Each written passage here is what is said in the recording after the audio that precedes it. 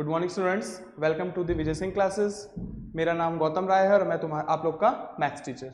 ठीक है, लास्ट की वीडियोस में हमने क्या किया था, क्लास 10th की मैथ्स को कंटिन्यू कर रहे थे एनसीईआरटी, जिसमें हमने एक्सरसाइज 1.1 को कंप्लीट कर लिया था। ठीक, आज हम अपने चैप्टर नंबर 1 का एक बहुत इंपॉर्टेंट कॉन्सेप्ट पे आ रहे हैं, जो कॉन्सेप्ट है इर्रेशनल नंबर का। किसी भी नंबर को हम इर्रेशनल कैसे प्रूव कर सकते हैं। सबसे पहली बात क्या होता है, इर्रेशनल क्या होता है, वो चीज़ हम यहाँ देखेंगे, और उसको किस तरीके से प्रूव करेंगे कि कोई नंबर इर्रेशनल है, वो हम यहाँ आज प्रूव करेंगे। एमपी बोर्ड के लिए मोस्ट इंपॉर्टेंट क्वेश्चन है, क्योंकि एक क्वेश्चन यहाँ से बन के आता ही आता है। अब वो 2 नंबर में आए, चाहे 4 नंबर में आए, चाहे 3 नंबर में आए, ठीक है, बट इंपॉर्टेंट बहुत ज्यादा है। तो क्वेश्चन हम स्टार्ट करते हैं, जो मैंने यहाँ मेंशन कर दिया है, प्रूव दैट √3 इज इर्रेशनल। मतलब हमें ये प्रूव करना है कि √3 क्या है, एक इर्रेशनल नंबर है।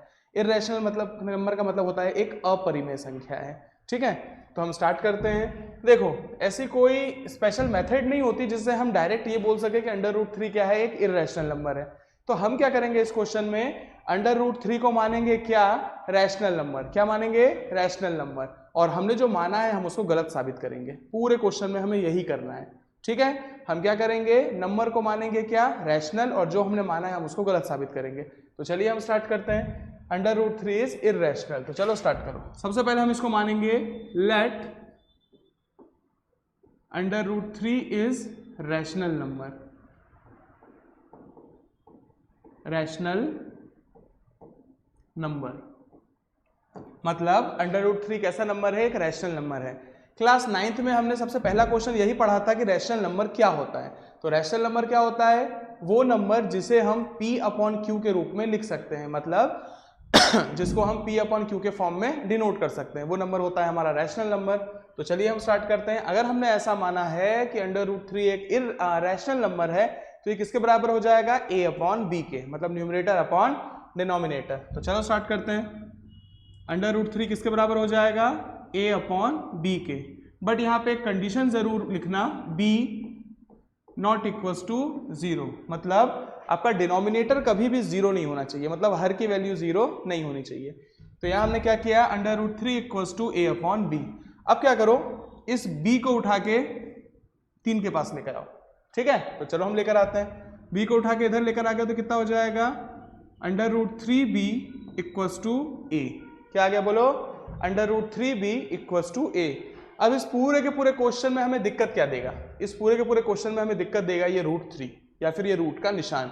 ठीक, इस रूट के निशान को हटाने के लिए क्या करते हैं हम सब पढ़ चुके हैं पहले भी। रूट के निशान को हटाने के लिए क्या करना पड़ता है, हमें लगाना पड़ता है स्क्वायर। क्या लगाना पड़ता है, स्क्वायर। तो हम क्या करेंगे, हम लगा देंगे इसमें स्क्वायर। तो स्क्वायर कर देते हैं हम,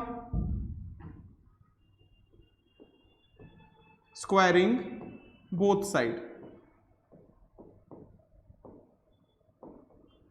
तो यहां हो जाएगा हमारा √3B का whole square equals to A का स्क्वायर।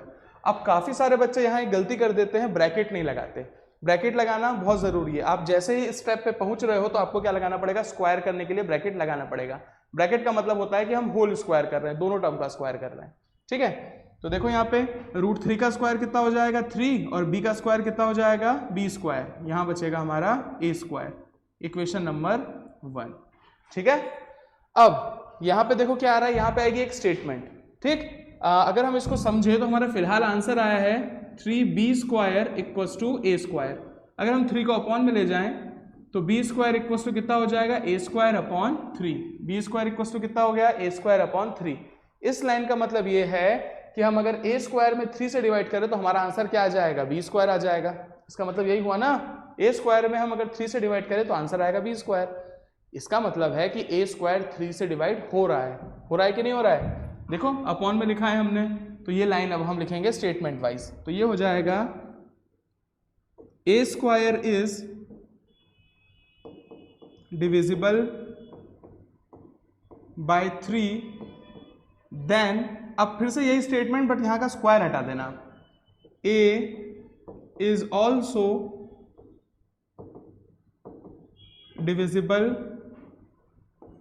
बाय 3। इस लाइन का मतलब यह है कि अगर A स्क्वायर 3 से डिवाइड हो रहा है तो A भी 3 से डिवाइड होगा। ठीक है, मतलब किसी भी नंबर का अगर स्क्वायर किसी डिजिट से डिवाइड हो रहा है तो बिना स्क्वायर वाला नंबर भी उसी नंबर से डिवाइड होगा। ठीक, ये हमारा आधा क्वेश्चन यहाँ पे कंप्लीट हो गया। अब हमें क्या चाहिए, एक और वेरिएबल की जरूरत पड़ेगी आगे की मेथड सॉल्व करने के लिए। तो हम एक वेरिएबल लेंगे c, ठीक है, क्या लेंगे c, लेकिन c के साथ हम पुट करेंगे 3। तो हम लेंगे a equals to 3c। c आपको हर क्वेश्चन में लेना है, और 3 क्यों लिया, क्योंकि हमारा क्वेश्चन √3 में था। अगर हमारा क्वेश्चन √3 में है तो हम लेंगे 3c, अगर हमारा क्वेश्चन √5 में है तो हम लेंगे 5c। तो चलो पुट कर देते हैं इन इक्वेशन फर्स्ट, यहां लिख देते हैं पुट। चलो इक्वेशन फर्स्ट लिख लेते हैं हम अभी, 3b² इक्वल्स टू a²। तो यहां हो गया 3b² इक्वल्स टू a की वैल्यू हो गई 3c और 3c का होल स्क्वायर। ये आ रहा है 3b² इक्वल्स टू 3 का स्क्वायर कितना हो गया 9, और यहाँ हो गया c²। 3 से कैंसिल किया तो 3 3 जा 9। तो फिलहाल जो हमारा आ रहा है देखो,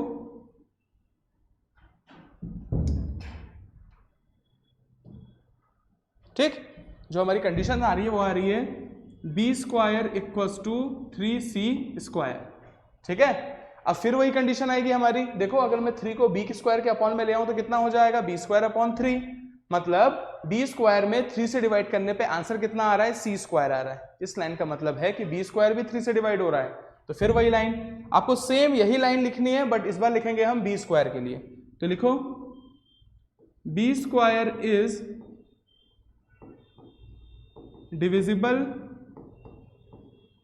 बाय 3, देन क्या आएगा आगे, स्क्वायर हटा दो, b is also divisible by 3। मतलब b² अगर 3 से डिवाइड हो रहा है तो b भी 3 से डिवाइड होगा। और यहां हो गया हमारा क्वेश्चन प्रूफ। किस तरीके से, आप एक छोटी सी चीज याद रखिए कि कोई भी रैशनल नंबर का न्यूमरेटर और डिनोमिनेटर सेम नंबर से डिवाइड नहीं होता जब तक कि वो अपने स्मॉलेस्ट फॉर्म में ना आ जाए, सबसे सिंपलेस्ट फॉर्म में ना आ जाए। ठीक है, तो यहां देखो a क्या माना था हमने न्यूमरेटर और b क्या माना था हमने डिनोमिनेटर। तो देखो a भी 3 से डिवाइड हो रहा है और b भी 3 से डिवाइड हो रहा है। इसका मतलब क्या हो रहा है, वो रैशनल नंबर है ही नहीं। अगर वो रैशनल नंबर नहीं है तो वो क्या है, वो है इर्रेशनल नंबर। तो हम लिखेंगे this contradict has been arisen that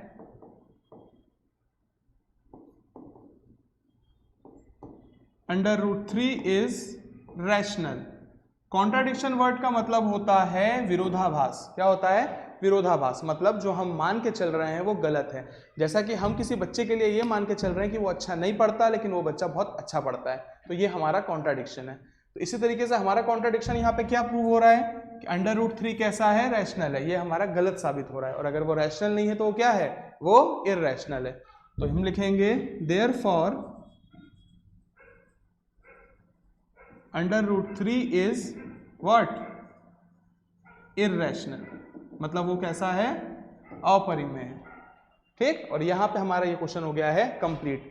most important question है, आपको ये बनना चाहिए। ज्यादा से ज्यादा क्या होगा, बस वैल्यू चेंज कर देगा, पूरी प्रोसेस ऐसी की ऐसी रहेगी। ठीक, तो यहां हमने √3 के लिए कर लिया है। आप फटाफट इसका स्क्रीनशॉट ले लीजिए, तो हम आगे के क्वेश्चंस की ओर बढ़ते हैं।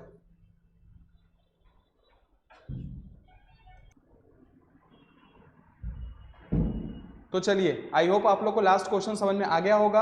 अब हम उसी सीरीज के नेक्स्ट क्वेश्चन पे आते हैं, जो है prove that √2 is irrational. Same to same question का कॉन्सेप्ट कैसा है, एक जैसा है। ठीक है, आपको कोई चेंज नहीं करना, बस जहां जहां 3 या फिर √3 आ रहा था वहां पे 2 और √2 आ जाएगा। तो हमने क्वेश्चन को कैसे स्टार्ट किया था, थोड़ा सा आपको याद होगा। हमने इसको इर्रेशनल को क्या माना था, रैशनल माना था। क्या माना था, रैशनल। तो हम स्टार्ट करते हैं क्वेश्चन को। अगर ये इर्रेशनल है तो हम इसको मानेंगे रैशनल। Late √2 is rational. ये कैसा नंबर है, रैशनल नंबर है। तो रैशनल नंबर होगा तो ये किसके बराबर होगा बताओ, ये होगा a/b के बराबर। जस्ट पुरानी कंडीशन के हिसाब से, जहां b is not equal to 0, b की वैल्यू 0 नहीं हो सकती, मतलब डिनोमिनेटर 0 नहीं हो सकता। तो √2 किसके बराबर हो जाएगा, a/b के, but b not equal to 0, denominator 0 नहीं है। फिर हमने क्या किया था, याद करो, b की वैल्यू को उठा के 2 के पास लेकर आए थे। तो हम फिर से वही करेंगे, ध्यान से देखना, b को उठा के इधर लेकर आओ तो बेटा यहाँ हो जाएगा √2b इक्वल्स टू a। सही है। अब फिर क्या किया था याद करो, हमें रूट हटाना था जो कि हमें दिक्कत दे रहा था कंटिन्यूअसली। तो हम क्या करेंगे, रूट हटाने के लिए क्या किया जाता है, रूट हटाने के लिए किया जाता है स्क्वायर। तो हम क्या कर देंगे, स्क्वायरिंग बोथ साइड।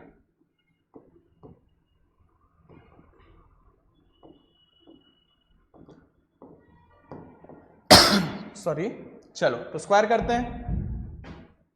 √2b का whole square equals to a का स्क्वायर। ठीक, अब स्क्वायर करने पे क्या होगा, देखो √2 का स्क्वायर कितना हो जाएगा 2 और b का स्क्वायर कितना हो जाएगा b square equals to a square. और इसको दे देंगे हम इक्वेशन नंबर 1। आगे की कंडीशन क्या, लास्ट क्वेश्चन की तरह स्टेटमेंट किस किस के लिए, a स्क्वायर और 2 के लिए। तो क्या थी statement, a square is divisible by 2 then a is also divisible by 2। तो साथ में बोलिए, a square is divisible by 2 then a is also divisible by 2। तो चलो हम स्टार्ट करते हैं, यहां पे लिखते हैं स्टेटमेंट हमारा, a square is divisible by 2 then a is also divisible by 2। ठीक है। अब याद क्यों करो क्या किया था हम लोगों ने, यहाँ पे एक ही जगह क्या पुट किया था पिछले क्वेश्चन में, 3c। क्यों किया था 3c, c हर क्वेश्चन में करना है और मेरा क्वेश्चन √3 में था। जब मेरा क्वेश्चन √2 में है तो क्या पुट करूंगा 2c, क्या पुट करूंगा 2c। तो चलो पुट करते हैं, put a equals to 2c। तो चलो पुट करते हैं, 2b square equals to a की जगह हो जाएगा 2c का होल स्क्वायर। तो 2b स्क्वायर इक्वल्स टू 2 का स्क्वायर कितना हो गया 4 और c का स्क्वायर हो गया c स्क्वायर। देखो 2 से कैंसिल हो रहा है, 2 2 जा 4। तो हमारा क्या आ रहा है फिलहाल, b square equals to 2c square. ठीक, ठीक है, b square equals to 2c square. और बिल्कुल हम अपने आखिरी कॉन्सेप्ट पे फिर पहुंच गए हैं। क्या लिखेंगे, b square equals to 2c square. और आखिरी कंडीशन क्या होती है, हम सेम कॉन्सेप्ट लिखते हैं बट पहले a स्क्वायर और 2 के लिए लिखा था, अब b स्क्वायर और 2 के लिए लिखेंगे। तो क्या थी condition, b square is divisible by 2 then b is also divisible by 2। ठीक है, मतलब b स्क्वायर 2 से डिवाइड हो रहा है तो b भी 2 से डिवाइड होगा। और फिर हम सेम कॉन्सेप्ट पे पहुंच गए, किसी भी रैशनल नंबर का न्यूमरेटर और डिनोमिनेटर, अंश और हर सेम नंबर से डिवाइड नहीं होता। बट यहाँ पे a भी 2 से डिवाइड हो रहा है और b भी 2 से डिवाइड हो रहा है। इसका मतलब क्या हो गया, वो रैशनल नंबर है ही नहीं। ठीक है, क्योंकि किसी भी रैशनल नंबर का न्यूमरेटर और डिनोमिनेटर, अंश और हर एक ही नंबर से डिवाइड नहीं होता। बट मेरे क्वेश्चन में a भी 2 से डिवाइड हो रहा है और b भी 2 से डिवाइड हो रहा है। इसका मतलब क्या हुआ, ये तो गलत साबित कर रहा है, मतलब √2 क्या है, रैशनल है ही नहीं। तो क्या लिखते हैं, कॉन्ट्राडिक्शन। याद आया, this contradict has been arisen that √2 is rational। मतलब ये गलत साबित हो रहा है कि √2 कैसा नंबर है, रैशनल नंबर है। तो ये कैसा नंबर होगा, ये होगा इररेशनल। Therefore √2 is irrational. और यहां पे हमारा क्वेश्चन हो गया है कंप्लीट। आई होप आप लोग को बहुत अच्छे से समझ में आ रहा होगा। आपको एक बार से 2 बार प्रैक्टिस करनी है इन क्वेश्चन की, और बिल्कुल सिंपल है, कॉन्सेप्ट बाय कॉन्सेप्ट, सीधे बस आपको लिख के आना है। बस आपको इतना लिखना है और फुल मार्क्स क्वेश्चन में लेकर आने हैं। ठीक है, एमपी बोर्ड के हिसाब से या फिर सीबीएसई के हिसाब से बहुत बढ़िया क्वेश्चन है। 1 नंबर का तो नहीं, 2 नंबर, 3 नंबर या 4 नंबर में ये क्वेश्चन आ सकते हैं। आप इसको फटाफट स्क्रीनशॉट ले लीजिए और आप चाहें तो वीडियो को पॉज करके इसको नोट डाउन भी कर सकते हैं। फिर हम इसके नेक्स्ट और आखिरी क्वेश्चन की ओर चलेंगे। ठीक है, फटाफट इसका स्क्रीनशॉट ले लीजिए आप लोग।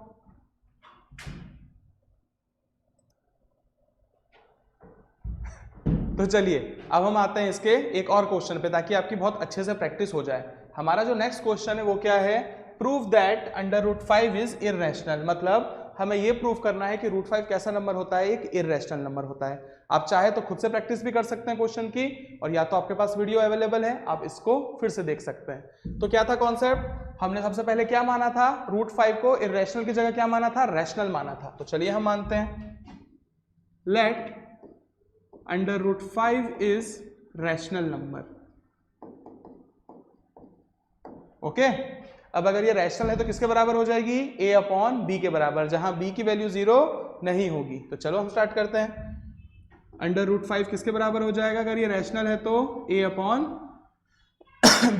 But b is not equal to 0। अब क्या करें, b अपॉन में है, b को √5 के पास लेकर आओ, कितना हो जाएगा, √5b इक्वल टू a। इसको इधर लेकर आ गया, ठीक। फिर वही चीज, रूट हटाना है मुझे, दिक्कत देगा आखिरी तक, तो हम क्या करेंगे, रूट को स्क्वायर करेंगे, हटा देंगे। तो चलो हटाते हैं, क्या लिखेंगे यहाँ पे, squaring both side, squaring both side. तो चलो यहाँ पे स्क्वायर करते हैं, √5b का whole square equal to a², ठीक। √5 का स्क्वायर करोगे तो कितना आएगा, 5। कितना आएगा, 5। तो ये हो जाएगा 5, b का स्क्वायर कितना हो जाएगा, b² equals to a²। Equation number first. अब क्या थी आगे, अगर आपको थोड़ा सा भी याद है तो स्टेटमेंट किसके लिए लिखेंगे, a² और 5 के लिए। तो क्या थी डिविजिबिलिटी वाली लाइन, a² इज